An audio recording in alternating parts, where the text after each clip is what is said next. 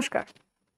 পশ্চিমবঙ্গ সমগ্র শিক্ষা মিশন বিদ্যালয় শিক্ষা বিভাগের উদ্যোগে বাংলা শিক্ষা ক্লাসরুমে তোমাদের সবাইকে স্বাগত। তোমাদের সঙ্গে আমি আছি ডক্টর অপর্ণা মীরা, সহশিক্ষিকা, বোড়াল ঋষি রাজনারায়ণ গার্লস হাই স্কুল।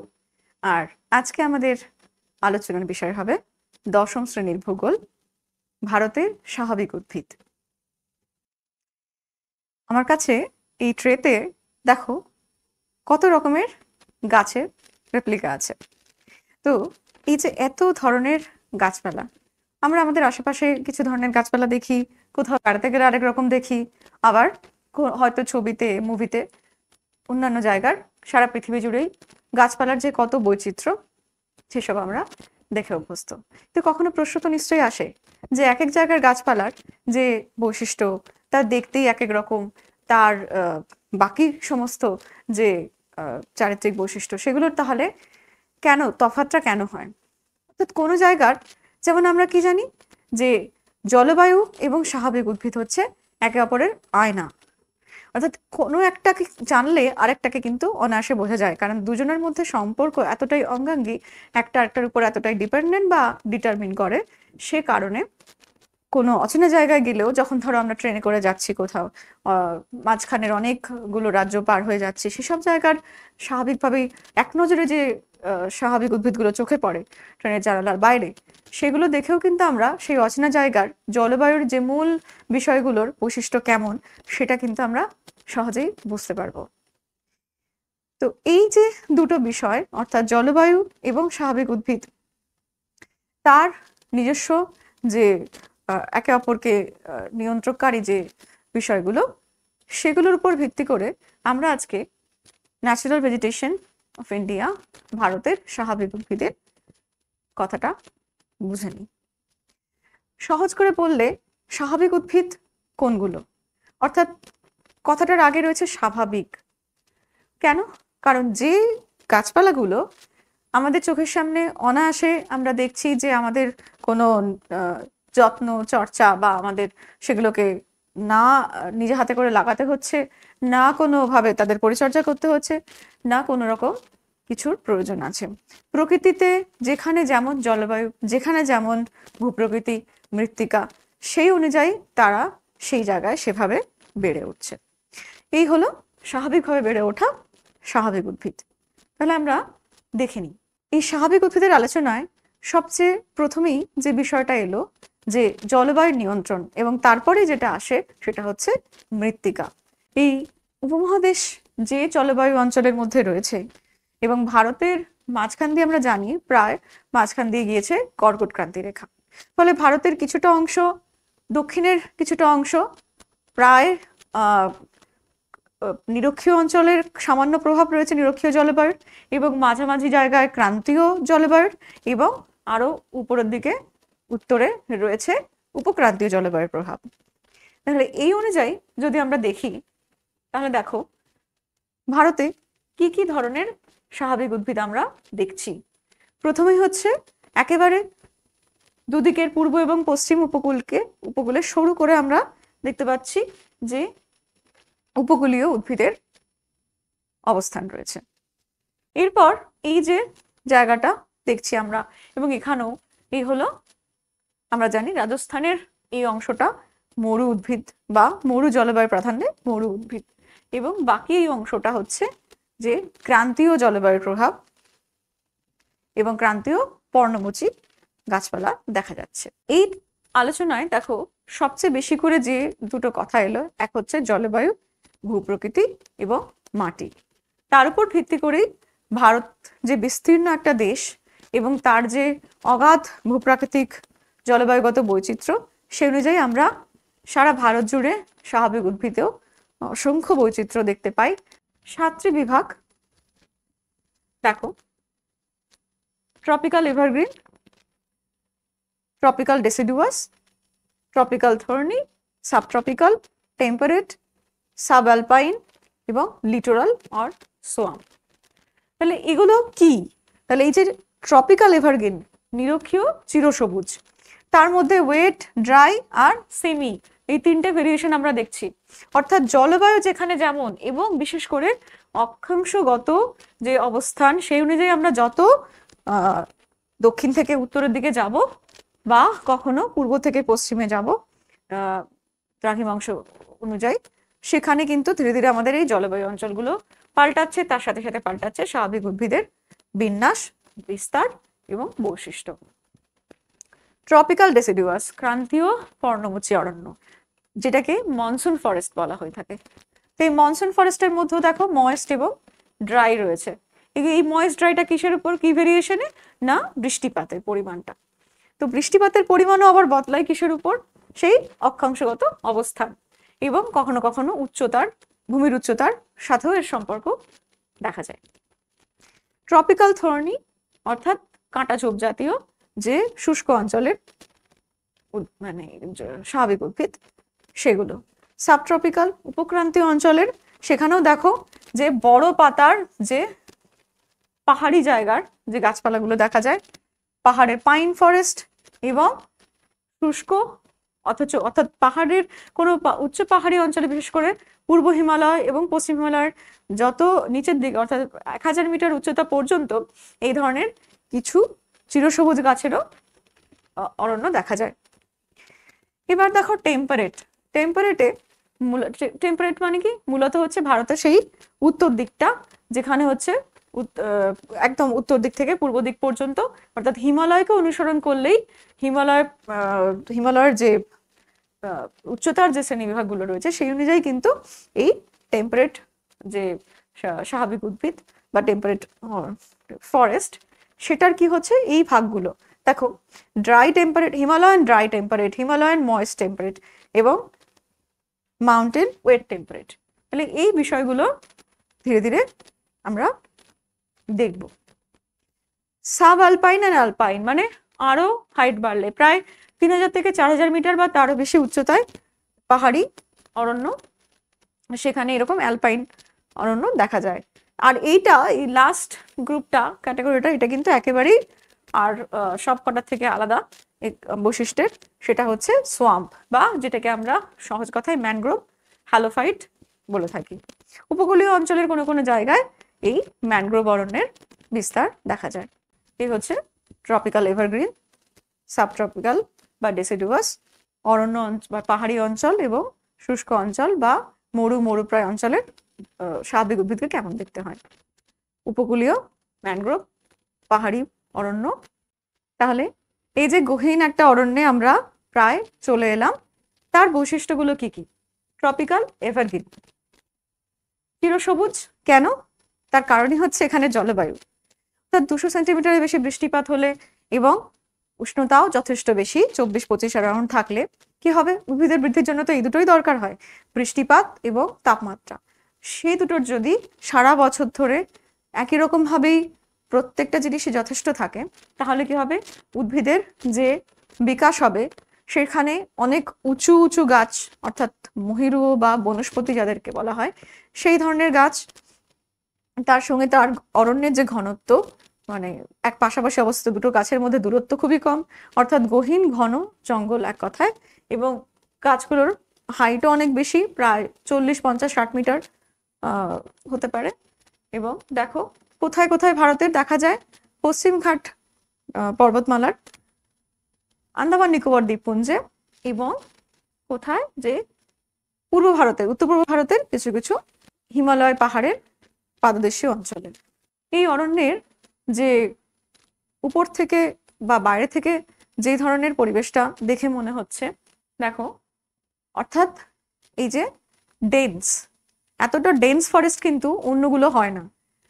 আর কি সবচেয়ে প্রধান বৈশিষ্ট্য হচ্ছে, দেখো যে কোন গাছগুলো, রাবার, ইবনি, মেহগনি, বিভিন্ন ধরনের পাম জাতীয় গাছ, এইগুলো হলো এই অরণ্যের প্রধান। এবার আমরা যদি আরেকটু অক্ষাংশগতভাবে আরেকটু মাঝামাঝি দিকে যাই, তাহলে ট্রপিক্যাল ডেসিডুয়াস, অর্থাৎ ট্রপিক্যাল তো আছে, এক্সট্রা কি অ্যাড হলো? ডেসিডুয়াস। ডেসিডুয়াস মানে পাতা ঝরা অরণ্য, অর্থাৎ এই গাছগুলো, তার মানে কি, যে এমন জায়গায় এই গাছগুলো আছে, এমন জলবায়ুর অবস্থা যে যেখানে কিনা যে বৃষ্টিপাতের যে সরবরাহটা সেটা সারা বছর অতিরিক্ত থাকে না, যে কারণে একটা অন্তত শুষ্ক ঋতু থাকে যে সময়, অর্থাৎ ঠিক আমাদের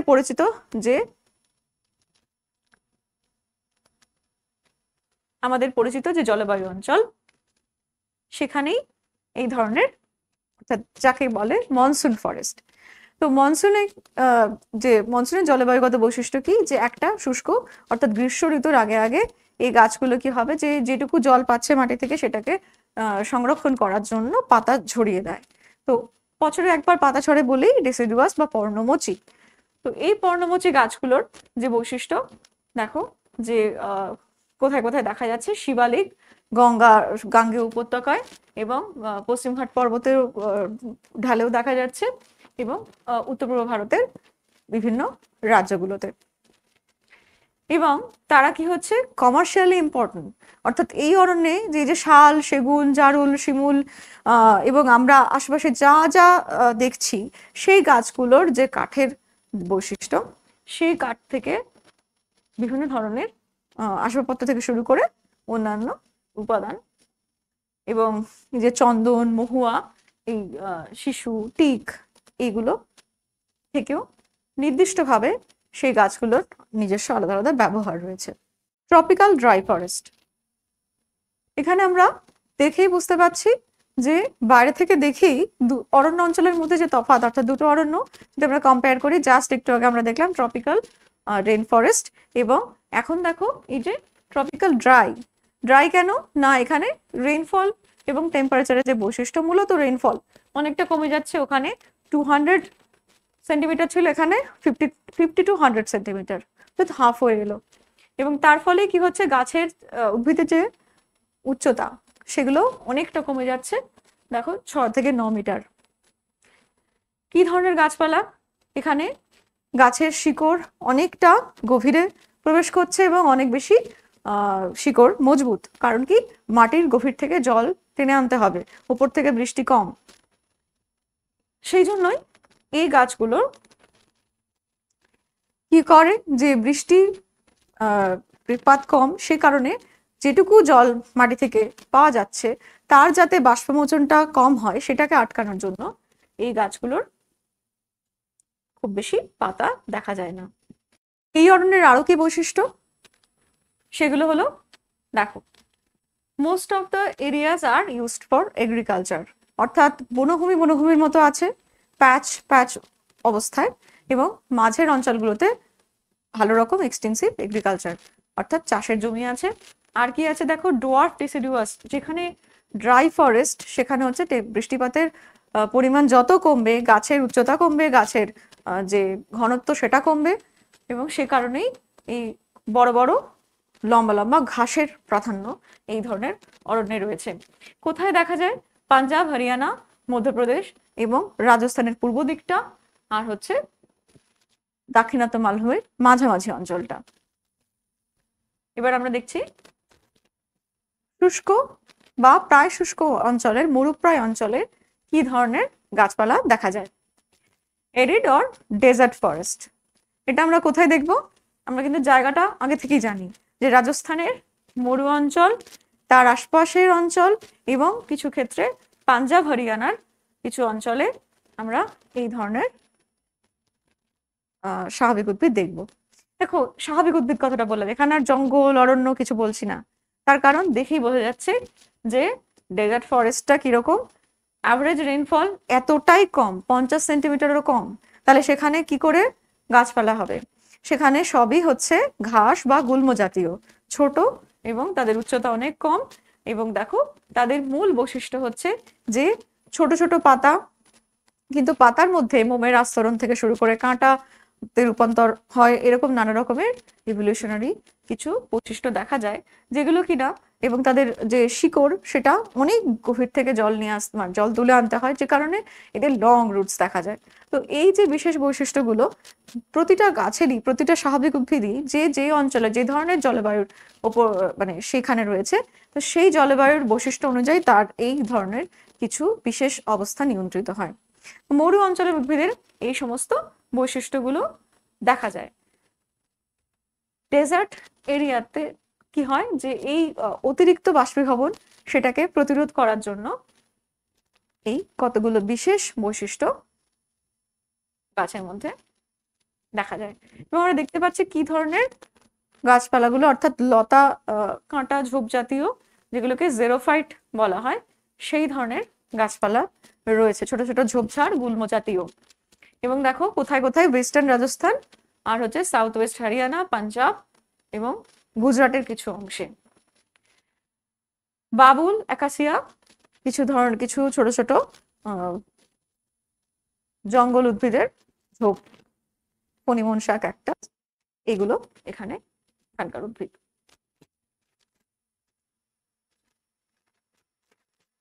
এরপর এই ডেজার্ট ফরেস্ট তো হলো, এরপর আমরা একেবারে অন্য ধরনের আরেক ধরনের অরণ্যের কথা দেখব। সেটা হলো এই উপকূলীয় অঞ্চলের যে অরণ্য। অর্থাৎ আমরা একটু আগে জেরোফাইট দেখলাম, তো এই হলো হ্যালোফাইট। হ্যালোফাইট কেন? কারণ লবণাম্য উদ্ভিদ, দেখো সমুদ্রের ঢেউ এসে উপকূলে মিশছে এবং উপকূলের যে মাটি সেটা লবণাক্ত হচ্ছে, এবং সেই লবণাক্ত মাটিতে এখানেও সেই একইভাবে কিছু বিশেষ ধরনের এভলিউশনারি যে ক্যারেক্টার সেগুলো দেখা যায় গাছের মধ্যে, যে এই অতিরিক্ত লবণকে সহ্য করার জন্য এবং তার সাথে যে পরিবেশটা তৈরি হয় সেই পরিবেশে যে মূল কি হয়, যে মাটি থেকে জল তুলে আনবে, সে কারণে নর্মালি সেটা হতে পারে না। সে কারণে কি হয়, যে এই সমস্ত গাছগুলোর দেখা যায় যে প্রধান মূলকে সাপোর্ট করতে, অর্থাৎ এই যে সারাদিনে জোয়ারে ডুবে থাকছে, সেই জোয়ারের জলে ডুবে থাকা মাটিতে গাছকে ধরে রাখার জন্য এই শ্বাসমূল, ঠেসমূলের প্রয়োজন হয়। আর কি হয়, যে যেহেতু বীজের অঙ্কুরোদ্গম হতে পারে না এই লবণাক্ত মাটিতে বা জলের মধ্যে পড়ে বীজ অঙ্কুরিত হতে পারে না, তাই এখানে ভিভিপিরাস জার্মিনিজম, অর্থাৎ গাছের মধ্যে থাকাকালীনই বীজের অঙ্কুরোদ্গম হয়। এই ধরনের গাছপালাগুলো কোথায় কোথায়, এই কোস্টাল ডেল্টা, অর্থাৎ গোদাবরীর মোহনায়, মহানদীর মোহনায় এবং আমাদের পশ্চিমবঙ্গের সুন্দরবন অঞ্চলে। ম্যানগ্রোভ, কমন টার্ম হচ্ছে ম্যানগ্রোভ। ম্যানগ্রোভ মূলত এই যে সুন্দরী গাছের থেকে নামকরণ হয়েছে। এছাড়াও আর কি, যে গরান, গেওয়া, হোগলা, গোলপাতা, এই সমস্ত গাছগুলো দেখা যায়। এগুলোর যে বৈশিষ্ট্যগুলো সেগুলো আমরা এই উপকূল অঞ্চলের এই যে ম্যানগ্রোভ বন, সেখানে আমরা দেখতে পাচ্ছি। কোথায় দেখা যায়, যে এই যে সুন্দরবন বললাম, এবং তার সঙ্গে সঙ্গে আন্দামান নিকোবর দ্বীপপুঞ্জের কিছু কিছু জায়গায়, এবং গোদাবরী, কৃষ্ণা, কাবেরী তার বদ্বীপ অঞ্চলে। উপকূল অঞ্চলের এই জোয়ার ভাটার যে প্রভাবের যে গাছপালা, সেগুলো ছেড়ে এবার আমরা দেখো কোথায় পৌঁছে গেছি, পাহাড়ে তুষারপাত হচ্ছে। এই জলবায়ুটা দেখো সম্পূর্ণ আলাদা, এতক্ষণ যেগুলো মধ্যে আমরা রইলাম তার থেকে সম্পূর্ণ আলাদা ধরনের পরিবেশ। এবং এখানে তাহলে কি ধরনের অরণ্য? পাহাড় মানেই হচ্ছে তার উচ্চতার পার্থক্য থাকবে। এলিভেশন যেরকম ভাবে বাড়ছে, সেরকম ভাবে কি বদলাবে, জলবায়ুর বৈশিষ্ট্যতা বদলাবে। জলবায়ু মানে মূলত বৃষ্টিপাতের এবং উষ্ণতার তারতম্য হবে, এবং যেমন ভাবে উচ্চতা বাড়ছে, এগুলো বাড়ছে কমছে, সেই অনুযায়ী পার্বত্য অরণ্যের মধ্যে অনেক ধরনের রকম ভেদ দেখা যায়। কিরকম, যে স্লোপ, পাহাড়ি যে ঢাল, সেই ঢাল অনুযায়ী আবার কখনো কখনো জলবায়ুর মূল বৈশিষ্ট্য নিয়ন্ত্রিত হয়। অর্থাৎ উত্তর গোলার্ধের দক্ষিণ ঢালে, যে কোনো পাহাড়ি অঞ্চলের দক্ষিণ ঢালে কি হয়, যে আমরা জানি যে সূর্যের আলো বেশি পায়, সে কারণে সেই জায়গার যে উষ্ণতা সেটা উত্তর ঢালের তুলনায় বেশি হয়। তো সেইভাবে এক একটা পাহাড়ি ঢালেও, এতক্ষণ যেমন উচ্চতা বলছিলাম, তেমনি ঢালের তফাতেও কিন্তু পার্বত্য অরণ্যের অনেক বৈশিষ্ট্য পাল্টে যায়। হিমালয়ের ফুটহিলে এবং কোথায়, যেখানে 1500 মিটারের কম হাইট, সেখানে দেখা যায় এভারগ্রিন। 2000 মিটারের উপরে দেখা যায় কিছু মিশ্র ধরনের অরণ্য, এবং 3000 থেকে 4000 মিটার উচ্চতায় দেখা যায় অ্যালপাইন ফরেস্ট, এবং তারও উপরে দেখা যায় যে অ্যালপাইনের উপরে একেবারে চিরতুষার ক্ষেত্র। তো এই ধরনের যে অরণ্য অঞ্চলের বৈশিষ্ট্য, এবং এর মধ্যে কোথাও কোথাও এই অ্যালপাইন ফরেস্টের যে হাইটটা, সেখানে কোথাও কোথাও আবার এগুলোও দেখা যায় যে পাইন ফরেস্ট। পূর্ব হিমালয়ের কোনো কোনো জায়গায় ছোট ছোট প্যাচ ওয়েতে রয়েছে পাইনের জঙ্গল। এভাবে এই যে এভারগ্রিন, মিক্সড, তারপরে অ্যালপাইন, পাইন, এই সমস্ত গুলোর মধ্যে, অর্থাৎ গাছপালা এখানে কিরকম দেখা যাবে, বার্চ, লার্চ, স্প্রুস, ফার, এবং যখন অ্যালপাইনের ওপর জায়গায় সেখানে কি দেখা যাবে যে রোডোডেনড্রন, জুনিপার এই ধরনের গাছের বৈশিষ্ট্য। এই ধরনের গাছগুলোর যে কাঠ সেগুলো অর্থাৎ সরলবর্গীয় গাছগুলোর কাঠ তো খুব নরম হয় এবং সেই কাঠের বিভিন্ন ধরনের চাহিদা রয়েছে। হায়ার স্লোপগুলোতে এই যে ধরনের গাছগুলোর নাম বললাম সেই গাছগুলো থেকে অনেক দামি আসবাবপত্র বা অন্যান্য অনেক প্রয়োজনীয় জিনিস পাওয়া যায়। এই পার্বত্য অরণ্য ছেড়ে আমরা এবার দেখে নিই যে জলবায়ুর পরিবর্তনে কোন কোন ধরনের পরিবর্তন হতে পারে এই পাইনের বন ছেড়ে। এতক্ষণ আমরা অ্যানিমেশনে খুব দ্রুত যেগুলো দেখলাম সেগুলো এবার একটু একটা একটা করে ধরে ধরে ঠিক করে ভালোভাবে তার বৈশিষ্ট্যগুলোকে দেখে নেওয়া যাক। তোমরা দেখেও অনেকে বুঝতে পারছো যে এই হচ্ছে ট্রপিক্যাল রেইন ফরেস্টের কতগুলো বিশেষ বৈশিষ্ট্য। একদম ট্রপিক্যাল রিজিয়নে দেখা যাচ্ছে। এটা কি বলতো? এটা হচ্ছে ফেমাস কেনোপি, যেটা একমাত্র ট্রপিক্যাল ফরেস্টেই দেখা যায়। এই কেনোপির কারণ কি? যে প্রথমে দেখে নিই যে এখানে এই যে প্রচুর বাষ্পীভবন আর প্রচুর বৃষ্টিপাত দুটোই অত্যন্ত বেশি, এবং তার ফলে কি হচ্ছে বড় বড় পাতা। এই বড় বড় পাতা উদ্ভিদের প্রধান বৈশিষ্ট্য, কারণ সারা বছর ধরে গ্রোথটা হচ্ছে এবং চিরসবুজ, কোনো সময় পাতা ঝরার সময় পাচ্ছে না, কারণ প্রতিদিন এই যে আমরা জানি যে পরিচালন বৃষ্টি 4 o'clock রেন, এবং সে কারণে এই গাছপালাগুলোর এত চূড়ান্ত বৃদ্ধি। এই যে কেনোপি এবং তার কারণ, চাঁদোয়ার মতো এই ধরনের অরণ্যে কি হয় যে অরণ্যের তলদেশে প্রায় আলো পৌঁছতেই পারে না। উপর থেকে গাছপালাগুলোর মধ্যে যে বৃদ্ধির একটা প্রতিযোগিতা থাকে যে কে কত হাইট তার যত বাড়বে তত সে বেশি পরিমাণে সূর্যালোক পাবে। সে কারণে অরণ্যের নিচ থেকে একেবারে উপর পর্যন্ত বিভিন্ন উচ্চতায় বিভিন্ন ধরনের গাছের যে লেয়ার দেখা যায়, এবং প্রতিটা গাছই যেহেতু অনেক বেশি উচ্চতায় এবং পাতাগুলো বড় বড়, সে কারণে কি হয় যে একটু উপরে উঠেই একটা ছাতার মতো ঢেকে চাঁদোয়া তৈরি করে। তো এবং এইভাবে প্রত্যেকটা উচ্চতায় গাছগুলোর মধ্যে একটা লেয়ারে এরকম কতগুলো কেনোপি তৈরি হতে দেখা যায়।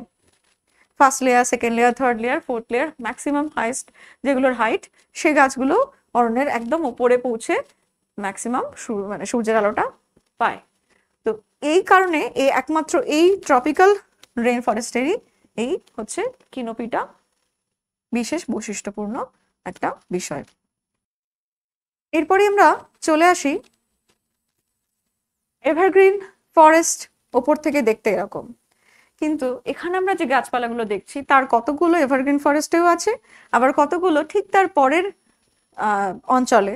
অর্থাৎ যদি এই জায়গাটা আমরা দেখি তাহলে দেখো ট্রপিক্যাল এভারগ্রিন ফরেস্ট এবং তার যে পেরিফেরি সেই জায়গাগুলোতে কি হচ্ছে বৃষ্টিপাত একটু কমে আসছে, এবং তার ফলে গাছপালার যে বৃদ্ধি বিকাশ, হাইট এবং ডেন্সিটি সেটাও এই ফরেস্টে একটু কমে আসছে। তো সেমি এভারগ্রিন ফরেস্ট এবং তার বাইরে ডিসিডুয়াস। সেমি এভারগ্রিন ফরেস্টে দেখো এই যে রোজউড, এবনি, মেহগনি, এগুলো ট্রপিক্যাল এভারগ্রিনেও দেখা যায়, এবং সেমি এভারগ্রিনেও, বিশেষ করে সেমি এভারগ্রিনে দেখো এই যে শেডার, হলক, এই সমস্ত গাছগুলোর মূলত উপস্থিতি। সেমি এভারগ্রিনের পর আমরা চলে আসি এই হচ্ছে ডেসিডুয়াস ফরেস্ট।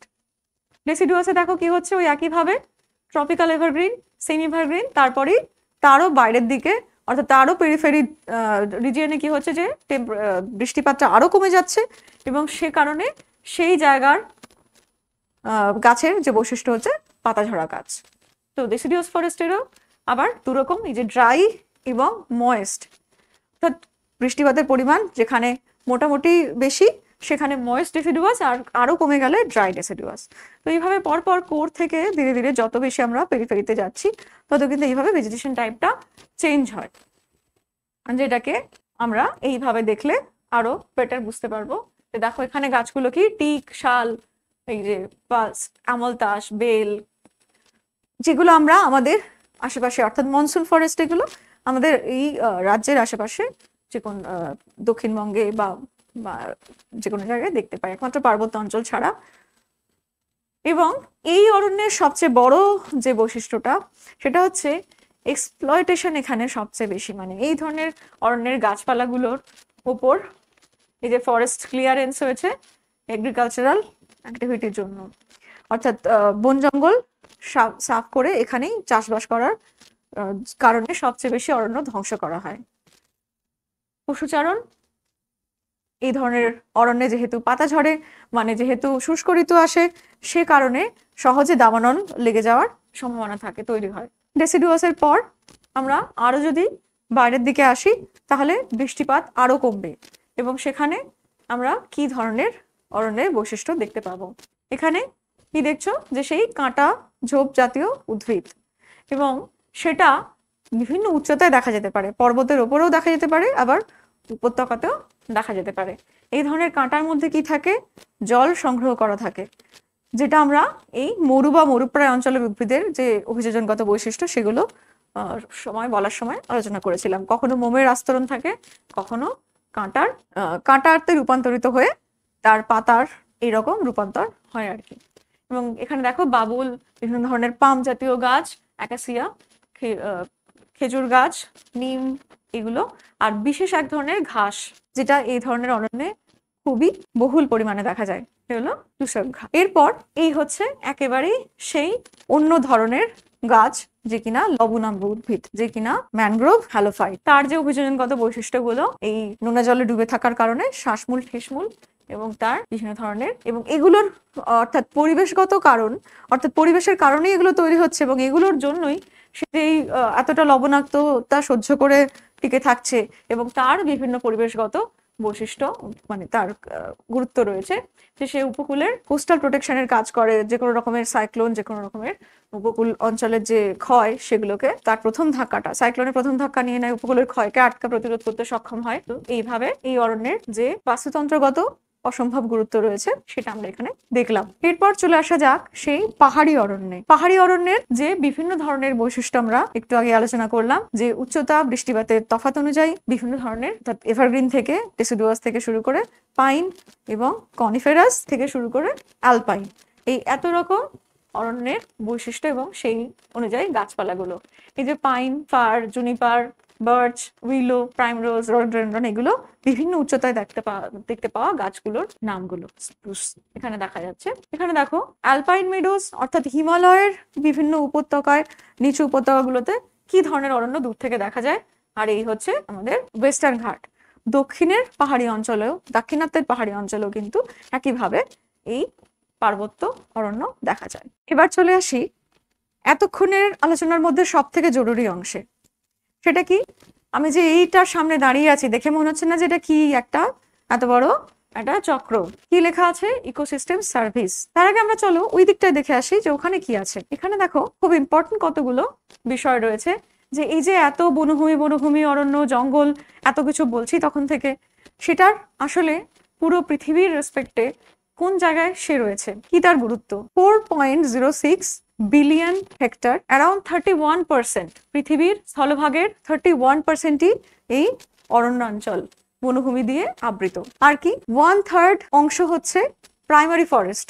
তার এই অরণ্যাঞ্চলের 1/3 যেগুলো প্রাচীন বনভূমি, অর্থাৎ সৃষ্টির শুরু থেকেই প্রায় অবিকৃত অবস্থায় রয়েছে, এখনো মানুষের সেখানে হাত পড়েনি, এবং সেগুলোর যে কি অসম্ভব গুরুত্ব। যেমন অ্যামাজন অরণ্য, তার যে গহীন ঘন জঙ্গল, সেটা তাকে বলা হয় পৃথিবীর ফুসফুস।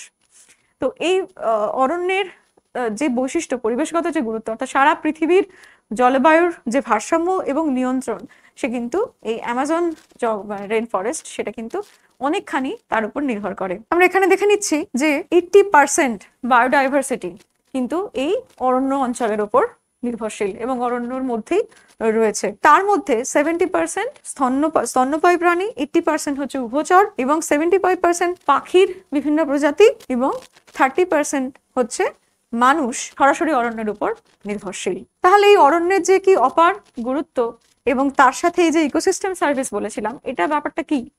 এটা দেখতে এরকম জটিল মনে হচ্ছে, কিন্তু আসলে এটা আমরা সবাই জানি। শুধু এখানে কি হচ্ছে, এক নজরে দেখানো হচ্ছে, অর্থাৎ একটা মাইন্ড ম্যাপের মতো, যে অরণ্যের আমাদের জীবনে সবকিছুর উপর প্রভাব, অর্থনীতি, সমাজ, পরিবেশ, এবং সেই সাথে আশেপাশের যে নগরায়ন এবং অন্যান্য ক্ষেত্রে আমরা এটা পড়লেই বুঝতে পারবো যে আর কি কি বিষয়ের উপর। জলবায়ুর উপর তো অসম্ভব প্রভাব। দেখো এখানে কি কি দেখানো হয়েছে। এক হচ্ছে অরণ্যের প্রভাব ভূপ্রকৃতির ওপর, জলের ওপর, মাটির ওপর, বাতাসের ওপর। আর কি, এইগুলো হচ্ছে ন্যাচারাল রিসোর্স, অর্থাৎ প্রাকৃতিক সম্পদকে কিভাবে কোন কোন ক্ষেত্রে অরণ্য বা বনভূমি নিয়ন্ত্রণ করছে, কিভাবে করছে। অরণ্যই তো জলবায়ুর যে মূল যে দুটো উপাদান, সেটা হচ্ছে উষ্ণতা এবং বৃষ্টিপাত, সে দুটোকে সরাসরি নিয়ন্ত্রণ করে। আর বাকি মৃত্তিকা, অর্থাৎ বলেছিলাম মাটি এবং স্বাভাবিক উদ্ভিদ একে অপরের আয়না, তার সাথে ভূপ্রকৃতি এটা। এরপর দেখো তার সঙ্গে অরণ্য কিন্তু ড্রাইভার্স অফ চেঞ্জ। কি কি ক্ষেত্রে চেঞ্জ হতে পারে, এইখানে আমাদের আর্থসামাজিক পরিস্থিতি রয়েছে। দেখো আমাদের ল্যান্ড ইউজ, প্রথমেই হচ্ছে ভূমি ব্যবহার। আমরা অরণ্যাঞ্চলকে বজায় রেখে আমাদের নিজস্ব চাহিদা অনুযায়ী চলবো, নাকি সেই অরণ্যকেই ডিফরেস্টেট করে সেখানে আমরা ঢুকে পড়ছি এবং আমাদের অন্যান্য ভূমি ব্যবহার দিয়ে সেটাকে রিপ্লেস করছি। যে এক্ষুনি বলছিলাম যে আদিম অরণ্য অঞ্চলগুলো, সেগুলোকে যত আমরা নষ্ট করব তত কিন্তু কি হবে, যে অন্যান্য ভূমিরূপের ব্যবহার যত বাড়তে থাকবে, মানে কনভার্সন যত বাড়তে থাকবে, যে সেগুলো কেটে সাফ করে আমরা এই কৃষিক্ষেত্র তৈরি করছি বা আমাদের বসতি স্থাপন বা যোগাযোগ ব্যবস্থা বা অন্যান্য যে কোনো রকমের ইনফ্রাস্ট্রাকচার ডেভেলপমেন্ট, সেগুলোর যে সুদূরপ্রসারী প্রভাব কি পরিমাণে হতে পারে, তারই কতগুলো বৈশিষ্ট্য এখানে। পলিউশন, ক্লাইমেট চেঞ্জ এবং এই সংক্রান্ত পলিসি, গভর্নেন্স, এগুলো কি হতে পারে। তার সাথে দেখো এদিকে রয়েছে বেনিফিটস। কোন কোন ক্ষেত্রে আমরা অরণ্য থেকে সরাসরি বেনিফিটেড হচ্ছি। স্ট্রং ইকোনমি, যে দেশের অর্থাৎ 33% অরণ্য থাকলে সেটা এক্সপেক্টেড ধরা হয় যে সেটা হচ্ছে সবচেয়ে বেশি সাস্টেন করতে পারবে কোনো দেশের যে কোনো পরিস্থিতিকে। সেখানে আমাদের ভারতের রয়েছে মোটে 19.45%-এর কাছাকাছি। তো যে দেশের অরণ্যাঞ্চল যত বেশি, অরণ্যর মতো প্রাকৃতিক সম্পদ দ্বিতীয় হয় না, তার যে ইমিডিয়েট এবং লং টার্ম এফেক্ট, তার কারণে ইকোনমি অনেক স্ট্রং হবে, ওয়েলবিং, তার সঙ্গে ফুড, ওয়াটার, এইগুলোর সিকিউরিটি এবং পাবলিক হেলথ, এই সমস্ত ক্ষেত্রে। তাহলে দেখো আমরা দেখলাম যে ন্যাচারাল রিসোর্স কিভাবে নিয়ন্ত্রণ করছে। চেঞ্জের যে কোনো ধরনের চেঞ্জ, সেটাকে আটকাতেও পারে, আবার তাকে যদি আমরা নষ্ট করি সেটার মাধ্যমে আবার দ্রুতও সেটা আসতে পারে। আর হচ্ছে কি কি সরাসরি বেনিফিট আমরা পাচ্ছি। এরপর দেখে নেওয়া যাক যে এই যে অরণ্য অঞ্চলের যে 1952 সালে ভারত সরকারের কি তৈরি হয়, ফরেস্ট পলিসি, এবং যেটা আবার 1988-এ রিভাইভ হয়। তো সেই পলিসিটা কিন্তু অত্যন্ত ইম্পর্টেন্ট, কারণ সারা ভারতে গোটা দেশের জন্য একটা এই বন সংরক্ষণ এবং বনের যে ম্যানেজমেন্ট, সেইগুলো সংক্রান্ত কতগুলো পলিসি নেওয়া হয়, যেটাকে আমরা দেখে নিই যে তার মূল কথাগুলো কি ছিল, যেটার মাধ্যমে কিন্তু কোনো দেশের আর্থসামাজিক পরিবেশ পরিস্থিতির যে বৈশিষ্ট্য এবং যে সুযোগ, গ্রোথ, স্কোপ, এই সবকিছুই বোঝা যায়। প্রথমেই হচ্ছে 33% যেটা আইডিয়াল, সেটাকে বাড়ানোর চেষ্টা বা সেটায় পৌঁছানোর চেষ্টা, সেটা করা হবে। এনভায়রনমেন্টাল স্টেবিলিটি মেনটেন করার চেষ্টা করা হবে, এবং যে সমস্ত অরণ্যাঞ্চল ধ্বংস হয়ে গেছে সেগুলোকে রেস্টোর করা, পুনঃস্থাপন করার চেষ্টা করা হবে। ইকোলজিক্যাল ব্যালেন্স যেগুলো নষ্ট হয়ে গেছে যে জায়গাগুলোতে, সেগুলোকে পুনঃস্থাপন করার চেষ্টা। ন্যাচারাল হেরিটেজ, যেখানে যেখানে সেই প্রাচীন অরণ্যাঞ্চল ছিল এবং তাকে নির্ভর করে যে মানুষজনের তাদের যে চিরকালীন বসতি, সেগুলোকে যতটা সম্ভব আনডিস্টার্ব রাখা বা সেটাকে পুনঃস্থাপন করা। বায়োলজিক্যাল ডাইভার্সিটি, অর্থাৎ যে জীববৈচিত্র্য এবং যে জিনগত যে বৈচিত্র্যের যেটা চিরকালীন যেমন ছিল, সেটাকে পুনঃস্থাপন করার চেষ্টা। সয়েল ইরোশন, সেটাকে আটকানো, এবং মরুভূমির যে বিস্তার হয় ক্রমাগত, সেই মরুভূমিকরণ থেকে শুরু করে বন্যা এবং খরা নিয়ন্ত্রণে। অর্থাৎ অরণ্য একটা এমন জিনিস, আমরা একটু আগেই দেখলাম যে প্রকৃতির অন্যান্য সম্পদগুলোকে বা অন্যান্য স্ফিয়ারগুলোকে সে কিন্তু সরাসরি নিয়ন্ত্রণ করছে। ফলে সেই ফরেস্ট ম্যানেজমেন্ট এমনই একটা অসম্ভব গুরুত্বপূর্ণ জায়গা যে সেটা ঠিক মতো করতে পারলে বাকিগুলো অটোমেটিক্যালি ঠিক জায়গায় চলে আসবে। আর কি, ফরেস্ট কভার বাড়াতে হবে, অর্থাৎ সারা দেশের যে বন জঙ্গল আবৃত অঞ্চল, তো অর্থাৎ অরণ্যাঞ্চল এক জিনিস আর ফরেস্ট কভার অর্থাৎ ছোট ছোট প্যাচ আকারে যে নতুন তৈরি করা বন জঙ্গল সেটাকেও এই ফরেস্ট কভারের মধ্যে ধরা হয়। তো সেগুলো বাড়াতে হবে এবং সেগুলোর বিভিন্ন রকমের উপায় আছে। এই যে অ্যাফরেস্টেশন, যে জায়গাগুলো পতিত জমি, যে জায়গাগুলো নষ্ট হয়ে পড়ে রয়েছে, যেখানে এগ্রিকালচার হবে না, সেই জায়গাগুলোতে এই সামাজিক বনসৃজন বা কৃষি বনসৃজনের মাধ্যমে এই যে আমরা এখানেই দেখছি যে সেই অরণ্য নির্ভরশীল মানুষের তাদের আর্থিক সাহায্য অগ্রগতি সেগুলোকে চেষ্টা করা এবং সেগুলোকে ফিরিয়ে আনা যারা এই বন জঙ্গলের উপর ডিপেন্ডেন্ট। তাদেরকে বিভিন্নভাবে তাদের বনের কাঠ, ফল, মধু, মোম সেগুলোকে সংগ্রহ মানে তাদেরকে সুবিধা দেওয়া এবং অরণ্য থেকে আর যা যা পাওয়া যেতে পারে যেমন জ্বালানি কাঠের যোগান এবং তার সঙ্গে সঙ্গে কাগজ উৎপাদন, সেই তার যে সস্তার যে কাঁচামাল সেগুলোরও ব্যবস্থা করা। তাহলে এই হলো আমাদের ফরেস্ট পলিসি। এবার এই অনুযায়ী বাস্তবটা কোথায় দাঁড়িয়ে রয়েছে সেটা আমাদের দেখার পালা।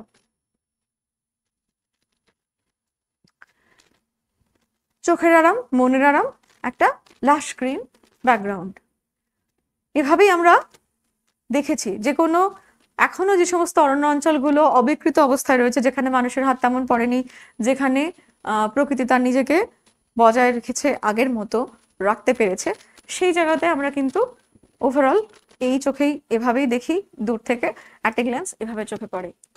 কিভাবে বদলালো সেই পরিবেশ পরিস্থিতি, ওই অরণ্য যে এই জায়গায় দাঁড়ালো। এই যে বিরাট একটা পরিবর্তন সারা পৃথিবী জুড়ে চলছে, তার কি কি অবশ্যম্ভাবী পরিণতি বা প্রভাব আমরা বয়ে বেড়াচ্ছি, সেটা শুধুমাত্র বন জঙ্গল ধ্বংস হচ্ছে, গাছপালা নষ্ট হচ্ছে, গাছপালা কেটে ফেলা হচ্ছে, তাতেই কি হয়ে যাচ্ছে সেরকম নয়।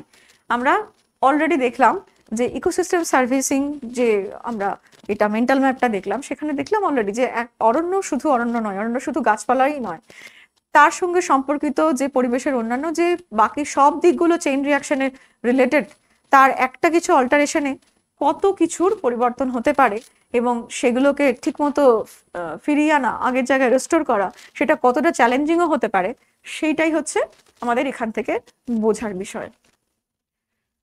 Reality, devastating reality of deforestation, এবং এটাই হচ্ছে এখনকার সবচেয়ে বড় পরিবেশগত চ্যালেঞ্জ, যেটাকে আমরা চাই বা না চাই এবং আগামী প্রজন্ম আরো বেশি করে সেটা মোকাবিলা করতে বাধ্য হবে এবং আমরা অলমোস্ট তাদের উপর চাপিয়ে গেলাম। তো এখানেই সেই concept of sustainability, sustainable development, অর্থাৎ সেই উন্নয়ন করব না যেটা বর্তমানের সাথে সাথে ভবিষ্যতের সম্ভাবনাগুলোকেও শেষ করে রেখে দেবে, সেই উন্নয়নই চলছে। তাই অরণ্যাঞ্চল যে ফাস্টার রেটে নষ্ট হচ্ছে, তাতে প্রশ্নটা এটা জাগে যে what we can do to halt this global tragedy, এটাকে আটকাতে, এটাকে থামাতে, এটাকে কমাতে আমরা ইমিডিয়েট কি করতে পারি, কি কি আমাদের আশু করণীয় পদক্ষেপ হতে পারে। সেই প্রশ্নের সম্মুখীন হলে আরো কতগুলো বিষয় তার সঙ্গে রিলেটেড। দেখো, ডিফরেস্টেশন শুধুমাত্র গাছপালা কাটাই নয়, এইভাবে একটা অ্যামাজন, গভীর গহনা অ্যামাজন অরণ্যকে যখন আমরা উপর থেকে দেখি এরকম, আর তার যে ক্লিয়ারেন্সটা হচ্ছে যে বিরাট রেটে, প্রত্যেকটা দিন অন্তত 3টে ফুটবল গ্রাউন্ডের সমান পরিমাণ অরণ্যাঞ্চল, যেটা কিনা আদিম অরণ্যাঞ্চল, যেটা ইরিপ্লেসেবল, অর্থাৎ আমরা যে গাছগুলো এখন কাটছি সেগুলো লক্ষ লক্ষ বছরের ধরে তাদের প্রজন্মের পর প্রজন্ম ধরে চলে আসা বনস্পতি, সেগুলোকে পুনঃস্থাপন করা অতটাই সময় নেবে এবং সেগুলোকে তার বদলে আমরা কোনো নতুন জায়গাতে ছোট ছোট গাছপালা লাগাচ্ছি, সেগুলো কখনোই এনভায়রনমেন্টালি ওই রিপ্লেসমেন্ট লেভেলে কিছুতেই যেতে পারে না। ফার রিচিং, অর্থাৎ আমাদের ভাবনারও বাইরে এই কনসিকুয়েন্সগুলো তৈরি হয় শুধুমাত্র কিছু আশু প্রয়োজনের তাগিদে। এবং হচ্ছে আরেকটা বড় ব্যাপার যে যত জনসংখ্যা বাড়ছে তত সেই জনসংখ্যার বসতি, চাষবাস, তার বিভিন্ন রকমের পরিকাঠামো তৈরি করার জন্য extensive agriculture, extensive infrastructure development, road network তৈরি, এই সমস্ত থেকে, এবং তার সঙ্গে জঙ্গলকে সরাসরি কেটে ফেলা, গ্লোবাল টেম্পারেচার, শুধু এইগুলো নয়, তার সঙ্গে জড়িয়ে আছে ক্লাইমেট চেঞ্জের ইস্যু।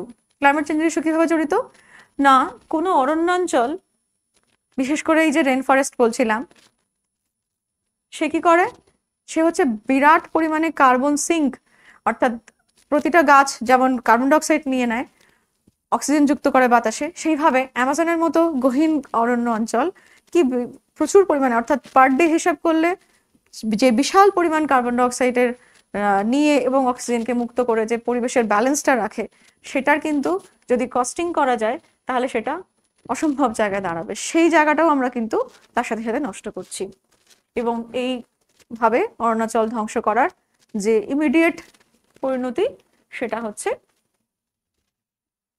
গাছপালার যে ভাইটাল রোলগুলো, সয়েল ইরোশন, তার সাথে যে পরিবেশের আর্দ্রতা, অর্থাৎ জলবায়ুর আর্দ্রতা, বৃষ্টিপাতের ওপর যে প্রভাব, এবং তার সাথে কি হবে, ওতপ্রোতভাবেই যেটা হবে যে তাপমাত্রা বেড়ে যাবে, গ্রিন হাউস গ্যাস বাড়বে, এবং কার্বন সিঙ্ক, যে পরিমাণ কার্বন ডাইঅক্সাইড এই অরণ্যাঞ্চল নিয়ে নিত, সেটা এখন পরিবেশে রিলিজ হবে। তো এই সব কিছুর অবধারিত পরিণতি হচ্ছে বিশ্ব উষ্ণায়ন বা ক্লাইমেট চেঞ্জের চ্যালেঞ্জকে ফেস করা, এবং সেটাকে আরো ত্বরান্বিত করা। যে বিষয়গুলো আরো 50 বছর পরে হতে পারতো, সেগুলোকে আমরা এখনই একেবারে ঘাড়ের উপর টেকে আনছি। এইভাবে যদি চলতে থাকে, তাহলে তোমাদের সময়ের আগামী পৃথিবী আরো যেভাবে বদলাবে, যে দ্রুততার সঙ্গে বদলাবে, তাকে সামাল দিয়ে উঠতে পারাটা, সেটা কিন্তু যথেষ্ট ভাবনার বিষয়। আমরা দেখতে পাচ্ছি যে ভারতে এই অরণ্য বিনাশের বিভিন্ন ছোট ছোট টুকরো দৃশ্য। কিরকম? র্যাপিড ডেভেলপমেন্ট, যত দ্রুত উন্নয়ন হবে তত দ্রুত কমবে এই গ্রিন কভার। ফরেস্ট কনজারভেশন কেন ওয়েট করতে পারে না? কারণ সবকিছুর আগে এটা আসে, এর সঙ্গে আর যা যা জড়িত, যে উন্নয়নটা আমার আগে দরকার, এটা আগে দরকার, ওটা তারপর ভাববো, এই পরটা আর আসবে না। এখানে একটা বিশেষ ব্যাপার আছে, যে এটাই একমাত্র এই সবকিছুর মধ্যে এটা পজিটিভ, যে এখানে হচ্ছে আরবান ফরেস্ট্রি। সেটা কিভাবে হতে পারে, যে পরীক্ষামূলকভাবে একটা অঞ্চলে পার্কিং লটে, সেখানে আবার ছোট ছোট মানে গাছপালাগুলো, ফল ফুলের গাছগুলো দিয়ে, অর্থকরী ওই গাছপালা দিয়ে সেগুলোকে রিফরেস্টেড করা। এই চিত্রটা বাদ দিলে বাকি চারিদিকে আমরা কি দেখছি? 1.73 lakh hectares of forest land converted. Last 10 বছরে 63% কিসে হয়েছে? খনি, মাইনিং এবং জলসেচ এবং রাস্তাঘাট নির্মাণে, এই সমস্ত কারণে। India loss dense forest, gained tree cover, গাছের যে আবরণ সেটা বাড়ছে, ছোট ছোট প্যাচ ওয়েতে হয়তো জায়গাগুলোতে রিফরেস্টেড করা হচ্ছে, কিন্তু যে ডেন্স ফরেস্ট কভার, যেগুলো আদি অরণ্য অঞ্চল, সেগুলো কিন্তু ভীষণ দ্রুত হারে কমছে। India lost 18 times more forest than it gained between 2015 to 19। যতটুকু বাড়লো, অর্থাৎ আমরা এত রকম উদ্যোগ নিয়ে অ্যাফরেস্টেড করছি, কিন্তু আলটিমেটলি তার থেকে 18 গুণ বেশি ওয়েতে ডিফরেস্টেড হচ্ছে। India lost 18,200 hectare of primary forest in 2024। এসবের পর যে উপলব্ধিটা হয়, সেটা নিয়ে চলো দেখি যে কি করতে পারা যায়। আমরা এই স্লাইডটা দেখি, খুব ইম্পর্টেন্ট স্লাইড। আমার দুদিকে দুটো বিষয় রয়েছে। কি কি আছে? একটা হলো ফরেস্ট কনজারভেশন, আর একটা হচ্ছে রেস্টোরেশন। কনজারভেশন, সংরক্ষণ, তার খুব সহজ কতগুলো উপায়। কি কি আছে? এক হচ্ছে যে গাছপালা কাটতে হবে নিয়ন্ত্রিতভাবে এবং অত্যন্ত বিচার বিশ্লেষণ করে। ফরেস্ট ফায়ার নিয়ন্ত্রণ করতে হবে এবং যাতে না হয় সেই সমস্ত মেজারগুলোকে নিতে হবে। অকারণে এবং অবৈজ্ঞানিকভাবে যে কোনো গাছপালা কেটে দেওয়া এবং যে কোনো জায়গায় আবার অ্যাফরেস্টেশনের চেষ্টা করা, সেই সমস্ত কিছুই হয় না। প্রপার আইডিয়া অফ অ্যাফরেস্টেশন, কি করে আমরা পুনঃস্থাপন করতে পারি কোনো একটা অরণ্য অঞ্চলকে, যদি নষ্ট হয়ে গিয়ে থাকে, তাহলে তার জন্য অনেক বিচার বিশ্লেষণ দরকার এবং সেগুলো সম্পর্কে সচেতন হওয়া। বনভূমিকে উপলব্ধি করা, বনভূমির গুরুত্বকে বোঝা এবং তার সঙ্গে সঙ্গে নিজেদের প্রোডাক্টিভ রেসপন্সিবিলিটি। শুধুমাত্র হ্যাঁ এটা করতে হবে ওটা করতে হবে না ভেবে কার্যক্ষেত্রেই করা, যে প্রত্যেকের নিজের নিজের উদ্যোগে যে যেটুকু করতে পারে সেই বিষয়গুলোকে সরাসরি হাতে কলমে করতে নেমে পড়া। এরপর আমরা দেখে নিই এই রেস্টোরেশন। রেস্টোরেশন অর্থাৎ এই যে বলছিলাম যে ইকোসিস্টেম প্রভিশন, ইকোসিস্টেম সার্ভিস, অরণ্য যদি শুধু অরণ্য না হয়ে সমগ্র ছবিটার একটা রূপক হয়ে থাকে, তাহলে তার সঙ্গে সঙ্গে যুক্ত যত রকম যে পরিবেশের অন্যান্য রিসোর্সগুলো রয়েছে, যে স্ফিয়ারগুলো রয়েছে, সেগুলোর সব কিছু অল ইনক্লুসিভ একটা ম্যানেজমেন্ট বা রেস্টোরেশনের দিকে সেটা নিয়ে যায়, বা সেটা না ভাবলে অরণ্যের সংরক্ষণ আলাদা করে হয় না।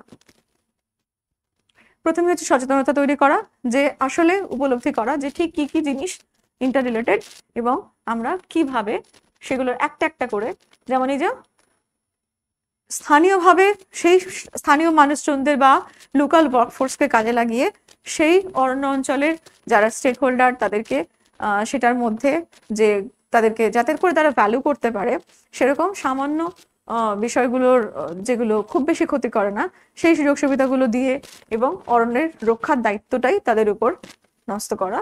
এই সমস্তর মাধ্যমে কি কি আমরা প্রোটেক্ট করতে পারি? প্রথমেই হচ্ছে জল সংরক্ষণ, ওয়াটার বডি কনজারভেশন হয়।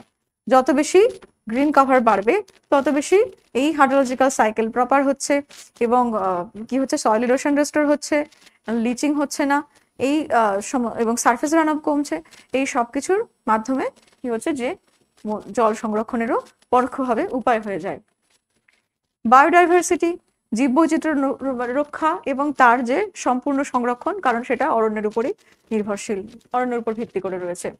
কার্বন ডাইঅক্সাইডে যে কার্বন সিঙ্ক বলা হচ্ছিল, কার্বন ডাইঅক্সাইড স্টোরেজ, সেটা প্রপার হবে এবং বনভূমির সংরক্ষণ, অর্থাৎ ওই রিপ্লেসমেন্ট লেভেলে ভাবা যে যে সমস্ত জায়গাগুলোতে যে অবস্থায় রয়েছে সেগুলো কিভাবে আগের অবস্থায় ফেরত নিয়ে যাওয়া যায় এবং তাতে ন্যাচারাল রিফরেস্টেশনের ব্যবস্থাটা ভাবা, অর্থাৎ কোনো কৃত্রিমভাবে না ভেবে বা ছোটখাটো ভাবে নিজস্ব লিমিটেশনের মধ্যে না ভেবে প্রকৃতির হাতে ছেড়ে দিলে প্রকৃতি কিভাবে তার নিজস্ব ক্ষমতায় সে পুনঃস্থাপন করতে পারে সেই সমস্ত পদ্ধতিকে বেশি গুরুত্ব দিয়ে ভাবা।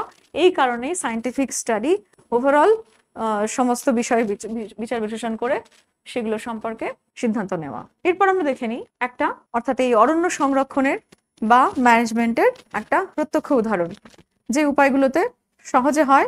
তার মধ্যে আমরা প্রথমেই জানি যে সামাজিক বনসৃজন, সোশ্যাল ফরেস্ট্রি বলে যে বিষয়টি, অর্থাৎ গ্রামাঞ্চলে বা শহরাঞ্চলেও এরকম অনেক জমি থাকে যেগুলো পতিত, যেগুলো অনুর্বর, যেগুলোতে চাষবাসের অযোগ্য। সেই তেমনি শহরাঞ্চলে যেমন হচ্ছে ডিভাইডারের মাঝখানে বা কোনো রেল লাইনের পাশে, কোনো স্কুল কলেজ অফিস বিল্ডিং এর ফাঁকা জায়গাগুলোতে, এই সমস্ত জায়গাগুলোতে যেখানে পড়ে থাকা জমি, সেগুলোতে কি হয় যে এর উদ্দেশ্য কি থাকে, মূলত অনেক মানুষকে একসাথে, অর্থাৎ সেই আশেপাশের স্থানীয় মানুষজনদের আর্থসামাজিক উন্নতি, তার সাথে সাথে পরিবেশের সংরক্ষণ, পরিবেশের উন্নতি এবং সেই সাথে কিছু এমন জিনিস যেগুলোর যোগান সহজে পাওয়া যাবে, যেমন জ্বালানি কাঠ, যেমন কাগজ শিল্পের যে কাঁচামাল, সেগুলোর জন্য মানে যেগুলো পুরনো অরণ্য সেগুলোকে হাত দিতে হবে না। সেই সব সাধারণ আশেপাশের পড়ে থাকা জায়গাগুলোতে এমন কিছু গাছ লাগানো যেগুলো অর্থকরী বা যেগুলো কাঠ বা জ্বালানি সাপ্লাই দিতে পারে এবং যেগুলো এই বিভিন্ন শহরের বা গ্রামাঞ্চলের যে লোকাল যে নিডগুলো সেগুলোর উপর বেস করে, সেটা ফলমূলের গাছ হতে পারে, সেটা বিভিন্ন ধরনের গাছপালা হতে পারে, অর্থাৎ সোশিও ইকোনমিক ডেভেলপমেন্ট এবং এনভায়রনমেন্টাল আপগ্রেডেশন। এই হলো সামাজিক বনসৃজনের মূল দুটো কথা। এখানে কি হচ্ছে যে গোষ্ঠীবদ্ধভাবে বা সেই অঞ্চলের আঞ্চলিকভাবে তারা উদ্যোগ নিয়ে, এই যেমন আরবান ফরেস্ট্রি কোথায় কোথায় কিভাবে হতে পারে দেখা যাচ্ছে এবং এই ম্যানেজমেন্ট কিন্তু সেখানকার অঞ্চলের সংলগ্ন অঞ্চলের যে সমস্ত ছোট ছোট উদ্যান রয়েছে, পার্ক রয়েছে, সেগুলোতেও একইভাবে দেখো রুরাল ফরেস্ট্রি এবং সেখানে এইখানে হচ্ছে অ্যাগ্রো ফরেস্ট্রি, সোশ্যাল ফরেস্ট্রি এবং অ্যাগ্রো ফরেস্ট্রি। নিজের জমিতে কৃষক তার ব্যক্তিগত উদ্যোগে এমন কিছু অর্থকরী ফসল লাগাবে যেটার উৎপাদন বছরে যে সময় তার মূল ফসলটা থেকে বা মূল যে চাষের বিষয়টা সেখান থেকে আসছে না, অন্যান্য সময়গুলোয় পড়ে থাকা সময়গুলোতে সেগুলোতে সেই উপার্জনটা আসবে এবং যার ফলে তার আনএমপ্লয়মেন্ট, মানে যেগুলো সিজনাল আনএমপ্লয়মেন্ট সেগুলো হবে এবং সে আর্থিকভাবে বেনিফিটেড হবে। তো এই হলো অ্যাগ্রো ফরেস্ট্রি, অর্থাৎ মূল যে উৎপাদন তার বাইরে কিছু অর্থকরী ফসল লাগানো মূলত, বা কিছু ফলমূলের গাছপালা লাগানো যেখান থেকে ব্যক্তি মানুষের উন্নতি এবং তার সাথে সাথে পরিবেশগত উন্নতি তো রয়েছেই, সেটা তো ইনক্লুসিভ। তো এইভাবে সামাজিক বনসৃজন, কৃষি বনসৃজন এগুলোর মাধ্যমে আমরা ভাবতে পারি। এই সমস্ত কিছু ভাবলে কি হবে সেটাও একবার দেখে নেওয়া যাক। অর্থাৎ এই হচ্ছে সাস্টেনেবল ফরেস্ট্রি, সেটা কিসে কিসে হেল্প করবে আমাদের? হেল্প করবে ডিফরেস্টেশন, ফরেস্ট ডিগ্রেডেশন, এই দুটোকে আটকাবে। তার সঙ্গে কি করবে? কার্বন ডাইঅক্সাইডের যে সিঙ্ক সেটাকে প্রপার বজায় রাখবে। কি করবে? সাস্টেনেবল কনজাম্পশন, আমাদের সারাদিনের অরণ্য নির্ভরশীল যা কিছু যে অতি ব্যবহার, অর্থাৎ কাঠ, কাগজ, অরণ্য থেকে আরো যা পাই সেগুলোর অবৈজ্ঞানিক বা অচিন্তা, মানে না চিন্তা করে যে অতিরিক্ত চাহিদা এবং ডিমান্ড সাপ্লাই সেগুলোকে প্রপার জায়গায় নিয়ে আসা, নিয়ন্ত্রণ। Biodiversity, ecosystem conservation. তার সঙ্গে কি করবে? যে পরিবেশে যে জলের সাপ্লাই সেটাকে অক্ষুণ্ণ রাখবে এবং বিশেষ করে অরণ্যের উপর নির্ভরশীল যে আদিবাসী জনগোষ্ঠী তাদের পুরনো অবস্থায়, তাদের সেই লোকাল কমিউনিটির যে সোশিও কালচারাল ডেভেলপমেন্ট, তাদের কালচারাল যে আইডেন্টিটি সেটাকে সম্পূর্ণভাবে বজায় রাখা বা পুনঃস্থাপন করা সম্ভব হবে। এখানে সেই বিষয়গুলোকেই খুব সুন্দর করে একত্রিতভাবে দেখানো হচ্ছে যে অরণ্য মানে যেগুলোকে সরাসরি নিয়ন্ত্রণ করে, যেমন জলবায়ু, যেমন এক্সট্রিম টেম্পারেচার, এই যে বিশ্ব উষ্ণায়ন বাড়ছে সেটা নিয়ন্ত্রণে অটোমেটিক চলে আসবে, এবং সয়েল আর হচ্ছে তার স্ট্রিম, যে কোনো ওয়াটার বডি এবং মাটির নিয়ন্ত্রণ, বায়োডাইভার্সিটি সেটা, তার সঙ্গে সঙ্গে ফুড সিকিউরিটি, এইগুলো মেডিসিন, এসেনশিয়াল হিউম্যান হেলথের পার্সপেক্টিভও সেটা অনেক আগের থেকে সাস্টেনেবল হবে। Water, air quality, forest conservation, carbon sink, এগুলো সমস্ত আবার স্টেবিলিটি পসিবল। তো এইভাবে ল্যান্ড বেসড প্ল্যান্ট এবং অ্যানিমাল তাদেরও জীবনের যে বহনযোগ্য উন্নয়ন সেটা সম্ভব। তাহলে দেখে কি বুঝছো? এখানেই আমরা শেষ করব। ওয়ার্ল্ড ফরেস্ট ডে প্রত্যেক বছর 21 মার্চ। এখানে কি ছিল? Save the forest, lungs of the planet. আমাদের একটাই গ্রহ, আর সেই গ্রহের ফুসফুসকে আমরা রক্ষা করব একমাত্র নিজেদের তাগিদেই, আর কিছু না ভাবলেও চলবে। If we lose the world's forest, we lose the fight against climate change. Climate চেঞ্জের যে চ্যালেঞ্জ সেটা আমরা নিত্যদিন তার মধ্যেই রয়েছি, সেটা ভবিষ্যতের আর কোনো অপেক্ষা করে নেই, সেটা রোজকার বাস্তবতা। সেই চ্যালেঞ্জকে আমরা ফেস করতে পারি কিভাবে? এবারের যে ইন্টারন্যাশনাল ডে অফ ফরেস্ট ছিল তার দেখো যে থিম ছিল celebrating the harmony of forest and food. Forest আর ফুড সরাসরি দুটো আলাদা বিষয়কে, অর্থাৎ একটা প্রকৃতি আর একটা মানুষ, এই দুটো কতখানি ইন্টারডিপেন্ডেন্ট, কতখানি একেবারেই একটা আরেকটা দ্বারা নিয়ন্ত্রিত, সেটাকে বোঝানোর জন্যই ফরেস্ট এবং ফুড, অর্থাৎ আমাদের পুরো প্রকৃতির ধারক বাহক হচ্ছে এই ফরেস্ট, অরণ্যাঞ্চল, এবং সরাসরি আমাদের খাদ্যের যোগান থেকে শুরু করে পরিবেশের ভারসাম্য নিয়ন্ত্রণ সবকিছুই যে করছে। How can the earth be made green again? এই হচ্ছে মূল প্রশ্ন যেটা তোমাদের উদ্দেশ্যে। তো এই ভাবনা নিয়েই ভূগোল পড়া, এই ভাবনা নিয়েই আগামীর পথ চলা। আজকের মতো এই আলোচনা এই পর্যন্ত, ভাবনাটা এগিয়ে নিয়ে যাও। নমস্কার।